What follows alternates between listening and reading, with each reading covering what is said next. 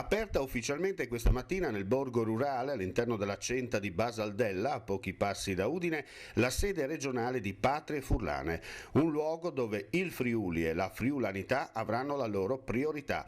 Federico Simeoni, consigliere provinciale a Udine e leader del movimento autonomista. Speriamo che finalmente sia il salto di qualità definitivo di un movimento friulano. Infatti oggi noi vogliamo proprio dimostrare che da tante realtà virtuali ne emerge una organizzata che ha capacità di presenza sul territorio e soprattutto, come stiamo dimostrando oggi, fisicamente, anche che ha i mezzi per poterlo fare.